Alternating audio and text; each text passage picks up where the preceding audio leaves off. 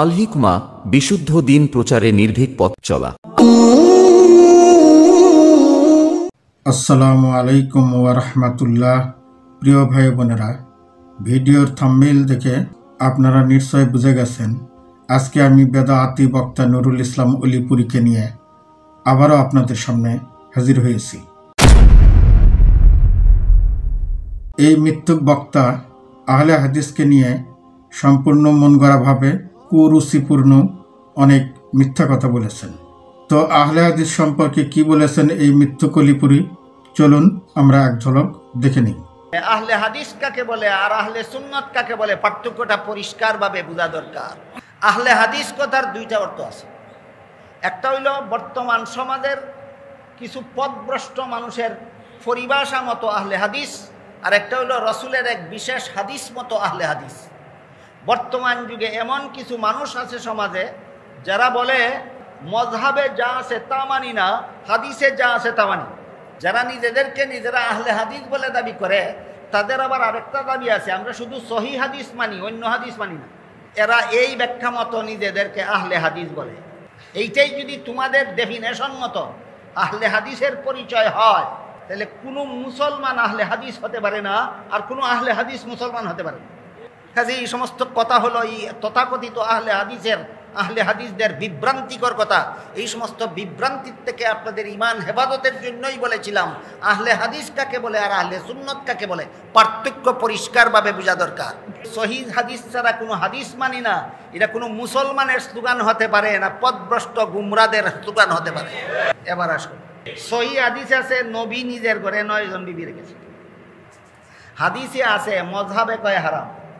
তুমি মজাব মানো না হাদিস মানো, এই জন্য তুমি আহলে হাদিস।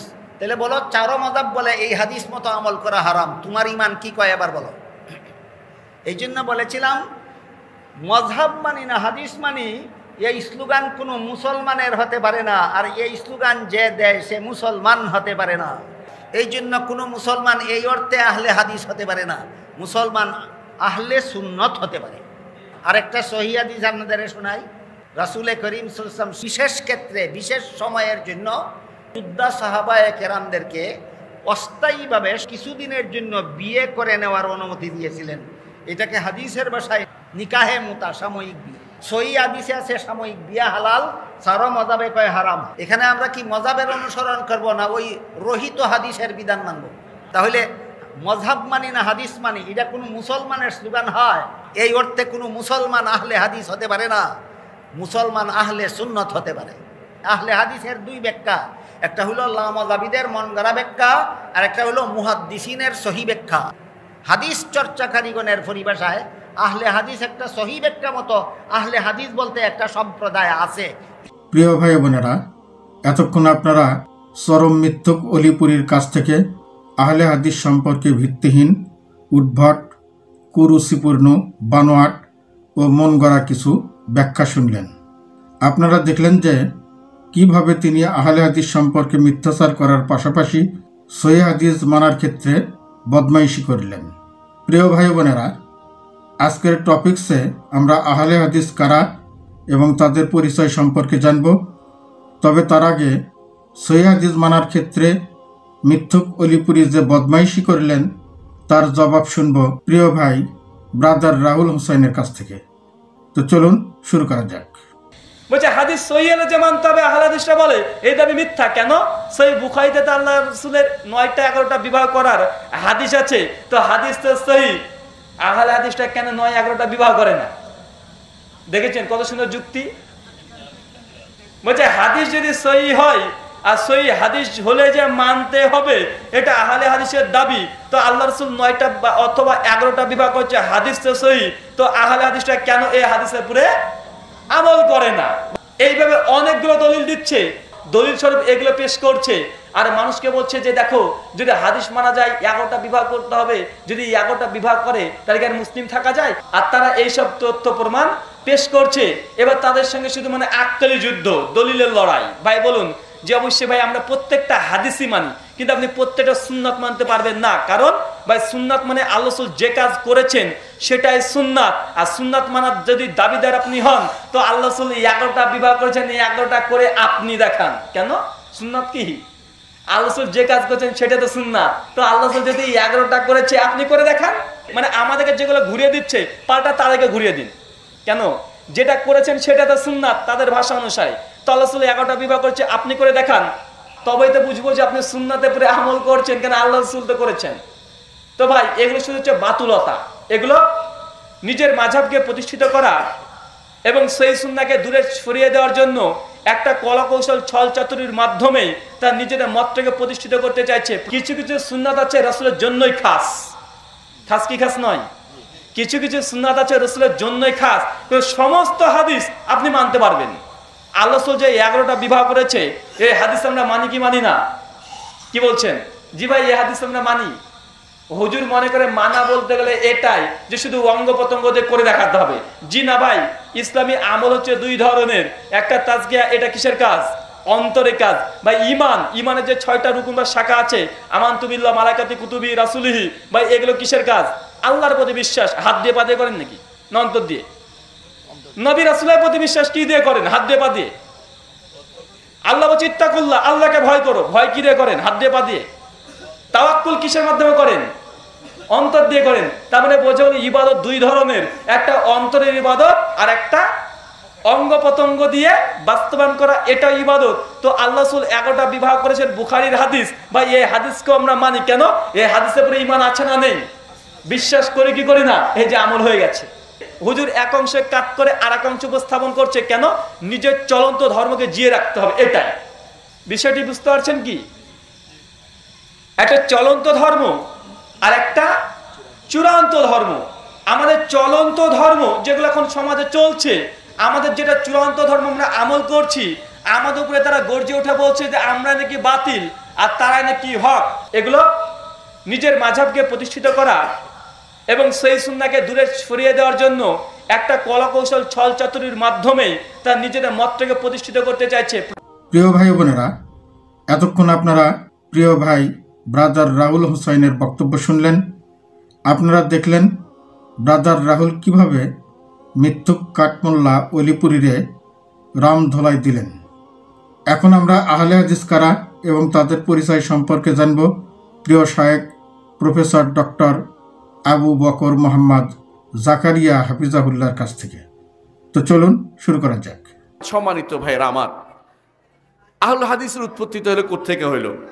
আহলুল হাদিস বা আসহাবুল হাদিস তারাই যারা ইমাম আহমদ ইবনে হাম্বলকে জিজ্ঞাসা করা হয়েছিল যে রাসূলুল্লাহ সাল্লাল্লাহু আলাইহি ওয়াসাল্লাম বলেছেন যে আমার উম্মত 73 ভাগে বিভক্ত হবে, আমার উম্মত 73 ভাগে বিভক্ত হবে, তার মধ্যে একটি ছাড়া বাকি 72 ভাগ জাহান্নামে যাবে। নাউযুবিল্লাহি মিন যালিক। একটি ছাড়া বাকি 72 ভাগ জাহান্নামে যাবে। তখন জিজ্ঞাসা করা হয়েছিল, ইয়া রাসূলুল্লাহ আমাদেরকে জানিয়ে দিন ওই ফেরকাটি, যেই ফেরকাটি নাজাত পাবে, যেই ফেরকাটি সম্পর্কে আপনি এত সুন্দর প্রশংসা করলেন, যারা জাহান্নামে যাবে না, ওরা কারা? রাসূলুল্লাহ সাল্লাল্লাহু আলাইহি ওয়াসাল্লাম বলেছেন, মা আনা আলাইহি আল ইয়াউম আসহাবি, আজকের দিনে আমি যেটার উপর আছি এবং আমার সাহাবীরা যার উপর আছে সেটাই হচ্ছে, এটার উপরে যারা থাকবে তারাই হচ্ছে সেই নাজাত প্রাপ্ত দল। নাজাত প্রাপ্ত দল যদি হতে হয় হাদিসের অনুসরণ করতে হবে, কারণ রসুল বলেছেন আজকে আমি যার উপর আছি সেটা আর কিছু নয়, সেটা হাদিসের অনুসরণ। আজকে আমার সাহাবীরা যার উপর আছে এটা আর কিছু নয়, সেটা হচ্ছে সাহাবায়ে কেরামের আসারের অনুসরণ। আসার বলা হয়, এদেরকে আবার আসারিও বলা হয়, এদেরকে আহলুল হাদিসও বলা হয়, এদেরকে আহলুস সুন্নাহও বলা হয়, এদেরকে ফেরকাতুন নাজিয়া বলা হয়, এদেরকে আরো বলা হয় এরা হচ্ছে আত-তায়েফাতুল মানসুরা, সাহায্যপ্রাপ্ত দল এদেরকে বলা হয়। এরা সবগুলি একই জিনিস, কোনো পার্থক্য নাই। শর্ত হচ্ছে একটাই যে রাসূলুল্লাহ সাল্লাল্লাহু আলাইহি ওয়াসাল্লামের হাদিসের অনুসরণ করতে হবে। আরেকটি হাদিসে রাসূলুল্লাহ সাল্লাল্লাহু আলাইহি ওয়াসাল্লাম, এরবাদ ইবনে সারিয়া বর্ণিত হাদিসে রাসূলুল্লাহ সাল্লাল্লাহু আলাইহি ওয়াসাল্লাম তিনি একদিন লম্বা খুতবা দিলেন। দিয়ে বললেন যে আমার পরে তোমরা অনেক মতভেদ দেখতে পাবে, অনেক মতভেদ দেখতে পাবে। এই মতভেদ থেকে বাঁচার জন্য তোমাদের কিছু করণীয় আছে। সাহাবায়ে কেরাম বললেন যে ইয়া রাসূলুল্লাহ কোনটি?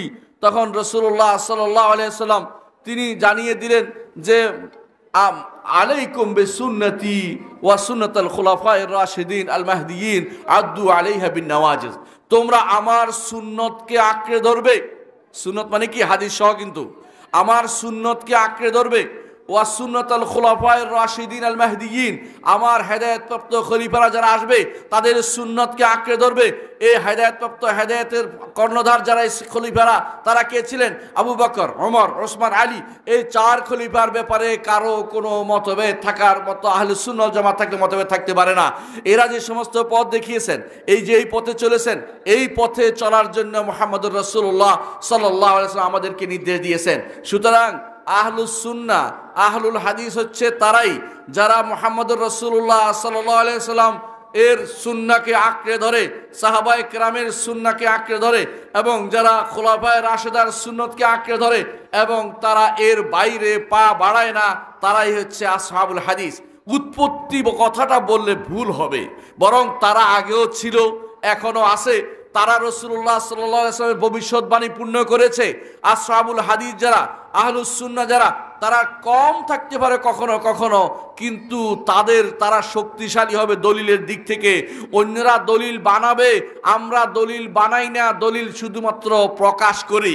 কারণ আমাদের দলিল কোরআনে আছে, আমাদের দলিল হাদিসে আছে, আমাদের দলিল সাহাবায়ে কেরামের কথার মধ্যে আছে, আমাদের দলিল তাবেঈদের কথার মধ্যে আছে, আমাদের দলিল এই পথে যারা চলেছে এদেরকে বলা হয় সালাফি। সালাফের অনুসরণ যারা করেছে এদের বক্তব্যের মধ্যে আছে। আমাদের বক্তব্য, আমাদের দলিল রয়েছে আবু হানিফা রাহিমাহুল্লাহর বক্তব্যের মধ্যে, মালিকের বক্তব্যের মধ্যে, শাফিঈর বক্তব্যের মধ্যে, আহমদ ইবনে হাম্বলের বক্তব্যের মধ্যে। আমাদের এই দলিল রয়েছে ইমাম বুখারীর বক্তব্যের মধ্যে, ইমাম বুখারীর বক্তব্যের মধ্যে, আরো রয়েছে ইমাম মুসলিমের বক্তব্যের মধ্যে, আবু দাউদের বক্তব্যের মধ্যে, নাসাইর বক্তব্যের মধ্যে, তিরমিজির বক্তব্যের মধ্যে এবং ইমাম ইবনে মাজাহ এর বক্তব্যের মধ্যে। অনুরূপভাবে যত মুহাদ্দিস চলে গেছে, সমস্ত মুহাদ্দিস সব সময় সঠিক জিনিসটাই সব সময় ধারণ করেছে, আলহামদুলিল্লাহ। প্রিয় ভাই বোনেরা, এতক্ষণ আপনারা প্রিয় শায়েখ প্রফেসর ডক্টর আবু বকর মোহাম্মদ জাকারিয়া হাফিজাহুল্লাহর বক্তব্য শুনলেন।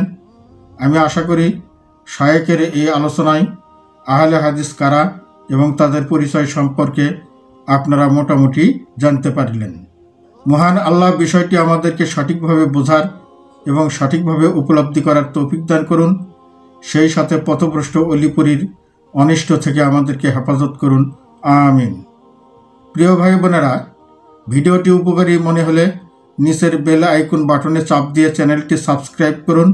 এই ধরনের নিত্য নতুন ভিডিও পেয়ে যাবেন সবার আগে। ভিডিওতে একটি লাইক ও একটি কমেন্টস করে আপনাদের মূল্যবান মতামত ও পরামর্শ দিয়ে আমাদের সাথেই থাকুন।